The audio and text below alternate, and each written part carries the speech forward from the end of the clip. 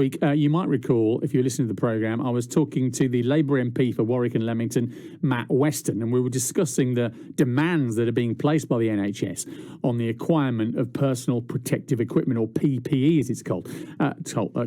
He told me back then when we spoke that the supply of visors, gowns and masks should begin right here at home in Coventry and Warwickshire. I was talking to a great business in Coventry the other day. They could make up to 500,000 plastic visors. Okay, that's a huge number that could be supplied, and I put them in touch with local authorities, health authorities, to ensure that they order from them. But that will come, and as part of an exit strategy, it's critical that we have domestic resilience, that we can produce face masks for everyone to use in the future. That's the only way we'll come out of this. Yeah, it was interesting because this all happened on the day that we were hearing an import of some 2 tons of PPE equipment was stranded on the ground in Istanbul in Turkey, and Matt Weston was saying, well, look, we don't need to import this stuff. We've got companies right here who are willing to produce it. The company he made reference to was Staeger Clear Packaging. They're based in Holbrooks. Ian Jamie is their boss, and he's with BBC CWR's Richard Williams this morning. Rich. Yes, Phil, yeah, we're just standing on the factory floor, as you say, at Staeger Clear Packaging. Now, they normally make the sort of packaging you would see around Easter eggs, maybe things like cosmetics, but that business has dried up, and you can hear the machines going behind me now because they're producing somewhere in the region of 200,000 to 300,000 protective visors a week at the moment. Ian Jamie is the managing director. Ian, just explain to us, obviously on the shop floor at the moment, that machine behind us, what's going on? Yes, that's good morning, everybody. That machine's a cut and crease machine. It's stamping out the mould of the visor. Now, we've heard a lot over the last week in terms about Dominic Raab saying that the international supply shortage for PPE is something that, as a country, we're facing alongside everyone else. How would you assess the government response to British companies stepping up to try and help with PPE? Yeah, well, I don't wish to kind of criticise politicians of any denomination at the moment because they've got some really tough decisions to make, and, you know, good wishes to Mr Johnson today.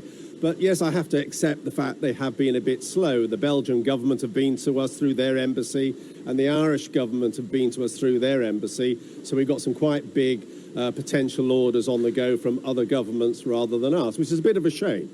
Now, you tell us when you contacted the government to offer your services. Oh, probably 2 or 3 weeks ago, I filled a form in. I wrote to Mr Hancock, filled a form in, and I got an automated response back. And I have had contact with Crown Commercial Services, who I think are helping out the COVID department, just to ask me a few questions. But, you know, hopefully they will come back to me with something a bit firmer in the future. Now, the type of visor that you can make, it's a very, very simple process. You've got one here. Just explain to us what you're holding here. Yeah, sure. Well, I've got, we have 2 types of visor that we make. We're kind of a deluxe model with which medically approved foam to kind of keep the perspiration at bay.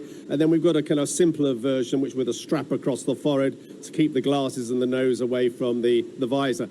Our visors, it's really important to realise this, are made from recycled PET. So they're made from water bottles that you carefully put out each morning and send away to the councils each week. So if the British government bought the visors from us, there's a number of wins. The council wins because I buy PET indirectly from them. The British recyclers win and the reprocessors win because we buy indirectly from them. The re-extruders win because I buy from them. They're in the UK. And, of course, the security of supply from us. We haven't furloughed anybody at the moment because we're all busy making visors. It's a win-win, and there's no waste situation, so you won't get waste plastic in the South China Seas because we recycled it to make visors again.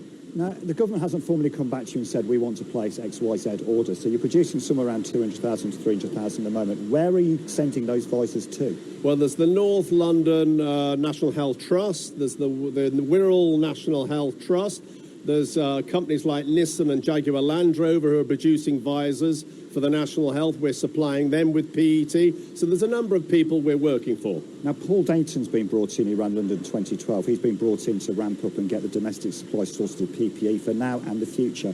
What would your message be to Paul Dayton coming in to do that role?